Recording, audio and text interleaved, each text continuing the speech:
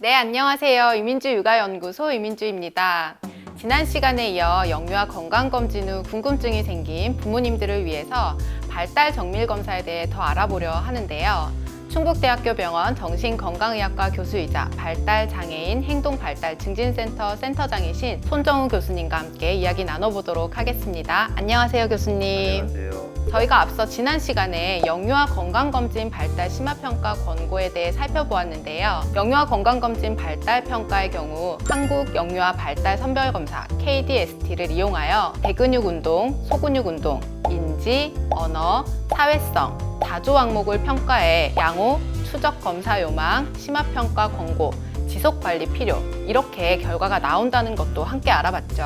각 영역별 점수 중 하나라도 아래쪽 2.3%에 해당할 경우 심화평가 권고를 받게 되는데요. 먼저 교수님께서는 심화평가 권고를 받은 부모님께 드리시는 말씀이 있으시다고요. 저는 제 외래를 방문하시는 부모님께 이런 말씀을 자주 드립니다. 자제분의 향후 발달에 대한 희망은 늘 간직하고 갑시다. 그렇지만 자제분의 현재 상태에 대한 평가는 냉철하게 해주셔야 합니다. 이 말씀을 드리는데요. 자제분의 발달 상태에 대한 부모님들의 낙관적인 기대는 향후의 애착관계 형성에서 굉장히 중요하지만 아이의 현재 상태 평가만은 정확하게 진단해서 이 시기를 놓치지 않고 치료를 시작하시는 게 더 중요한 부분이 있습니다. 또한 정밀 평가를 빨리 진행해서 발달 지연이나 발달 장애가 아니라는 판정을 받더라도 이 판정이 향후에 발달 지연은 없을 거라는 걸 100% 보장하는 것은 아닙니다. 일단 의사 선생님하고 상의하셔서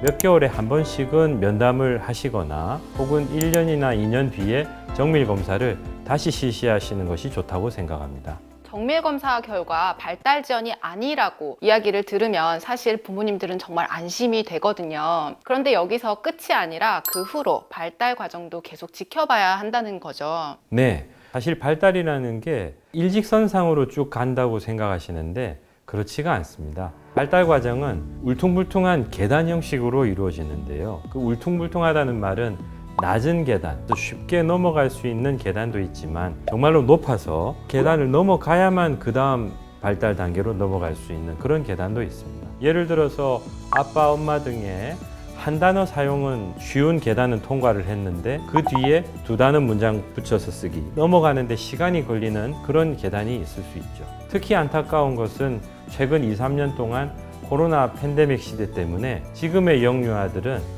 이러한 발달 단계들이, 이 계단들이 예전보다 훨씬 더 높아져 있을 가능성이 큽니다. 결론적으로 영유아 건강검진은 제때 챙기시고 심화평가 권고를 받고 시행한 정밀검사에서 큰 문제가 없다 하더라도 의사 선생님하고의 지속적인 상담을 받으시는 게 좋을 것 같습니다.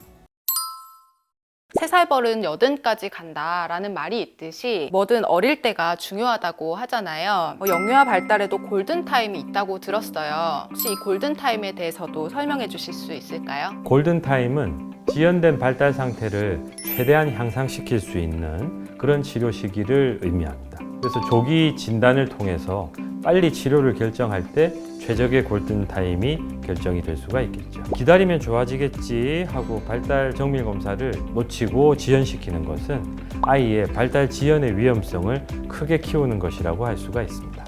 사실 아이들의 발달을 제일 많이 지켜보는 건 우리 부모님들이잖아요. 우리 아이가 어느 면에서 조금 지연이 있다, 이런 것들을 부모님들은 느끼실 수가 있는데요. 그럼 심화평가 권고를 받기 전에 예를 들면 언어가 느리다 생각이 들어서 의료기관의 정밀검사를 진행하지 않고 이미 치료를 받고 있는 경우도 있거든요. 이 아이들도 정밀검사를 다시 진행해야 될까요? 네, 아주 중요한 질문을 하셨는데 가끔 영유아 건강검진 발달평가에서 심화평가 권고 판정을 받아도 우리 아이는 이미 치료 프로그램에 참여하고 있으니까 정밀검사는 필요하지 않아 라고 생각하시는 보호자분들도 꽤 계세요. 그런데 치료를 시작했다 하더라도 정밀 검사를 받지 않으면 굉장히 위험할 수가 있습니다. 의사 선생님이나 전문가 선생님들의 현 상태 평가는 너무나 중요하기 때문에 치료 프로그램 도중이라도 발달 정밀 검사를 꼭 받으시기를 권고드립니다. 심화평가 권고 후 발달 정밀 검사가 어떻게 진행되는지 몰라서 궁금해하시는 부모님들도 많으실 것 같아요. 정밀 검사는 어떤 것이며 또 어떤 과정을 통해서 진행되는지 교수님께서 설명해 주실 수 있을까요? 크게 나누면 세 가지 단계로 나뉠 수가 있고요. 모든 아이들이 이 세 가지 단계를 다 거칠 필요는 없습니다. 첫 번째 단계는 진료실 내에서 자세히 관찰하고 양육자분에게 자세하게 면담을 해서 아이의 발달 상태를 평가하는 것으로 이루어지고요. 둘째 단계는 의사께서 평가 방법을 결정을 하시죠. 정밀검사 결정 단계입니다. 표준화된 평가 도구를 사용한 검사를 통해서 운동 발달 지연, 발달성 언어 지연, 뇌성마비, 또 자폐 스펙트럼 장애, 지적 장애 등의 특정한 신경 발달 질환을 진단을 하고요. 마지막으로 세 번째 단계는 이 발달 장애의 생물학적인 원인을 탐색하는 단계인데요. 신경학적 상태가 의심이 되는 영유아에게는 뇌 영상 검사라든지 뇌파 검사를 시행을 하게 되고, 또 어떤 아이들에게는 염색체 검사라든지 유전자 검사 같은 것들을 실시하게 됩니다. 사실 부모님들이 가장 궁금해하는 것 중 하나가 자폐성 장애에 대한 정밀 검사이기도 하거든요. 예민한 부분이기는 하지만 아이를 키우다 보면 자연히 주변에서 누구는 베일리 검사를 했다 이런 얘기들을 듣기도 하고요. 자폐성 장애의 정밀 검사는 발달 정밀 검사의 종합 검사판이라고 이해하시면 되겠습니다. 평가 목적에 따라서 발달 수준 평가, 자폐성 장애 스크리닝 설문 평가, 면담 평가가 있을 수 있고요. 언어 평가도 굉장히 중요하겠고 IQ 검사도 중요합니다. 시각,